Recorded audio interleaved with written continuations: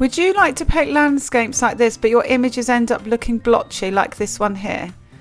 Would you like to paint portraits, but the paper ends up all bumpy and the water runs all over the page, so you lose control of the paint?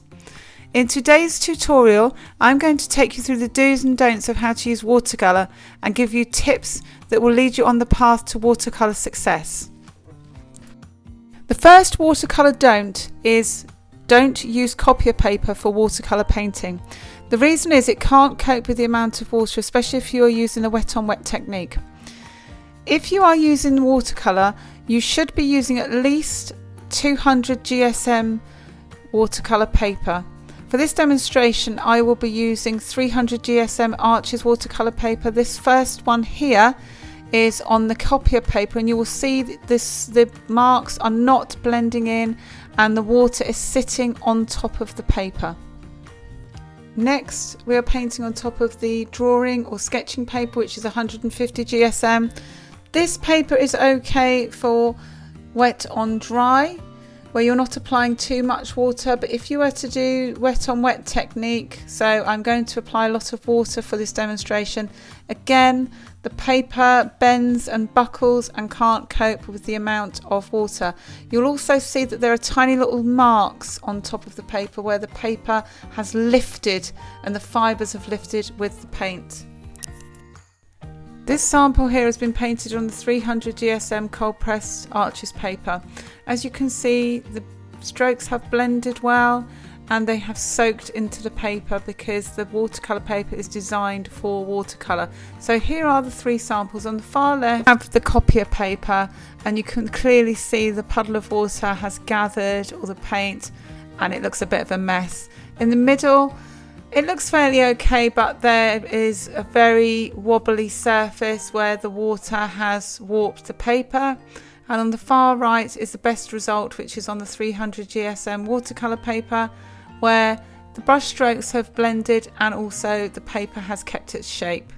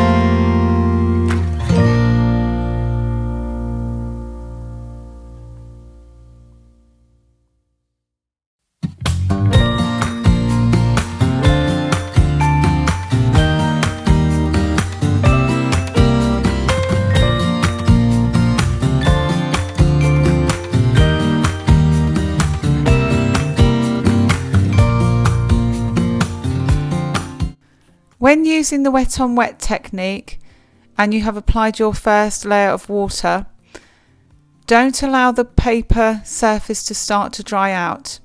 If you do, and you are, for example, blending, what will happen is the paint will start to lift off of the paper like this image here, and you will find blending difficult. So in the previous don't, I showed you what happened when you allow your water to dry.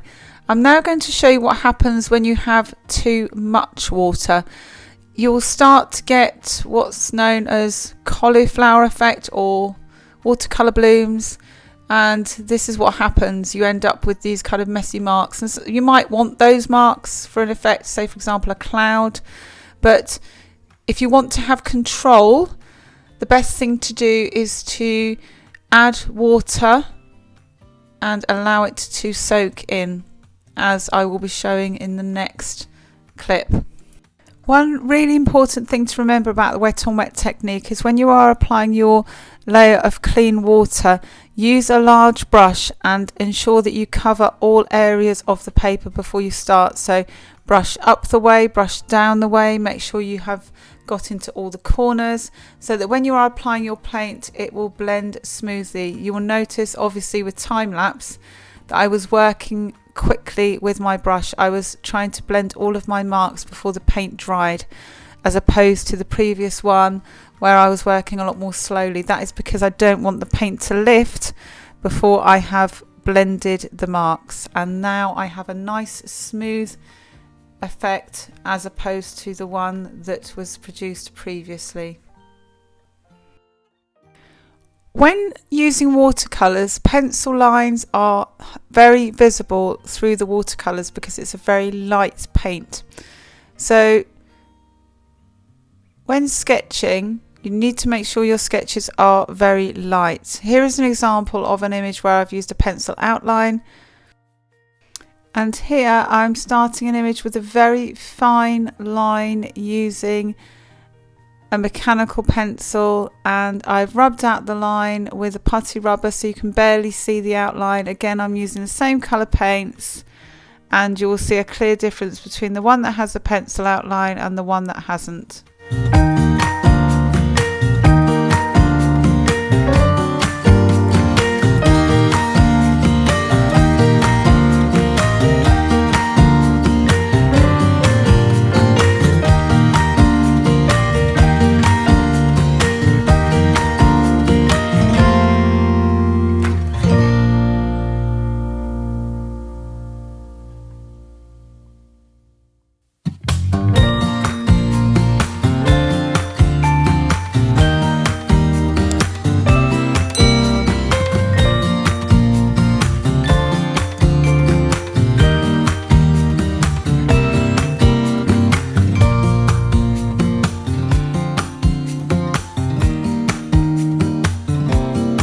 If you found this tutorial useful, make sure you check out the watercolour playlist where you will find tutorials and reviews that relate to watercolours, and you can extend these skills that you have learnt today further. Don't forget that links to all the resources used in today's tutorial are in the description below, and if you would like to see more content like this in the future, make sure you hit the subscribe button and hit the bell to be notified of future content.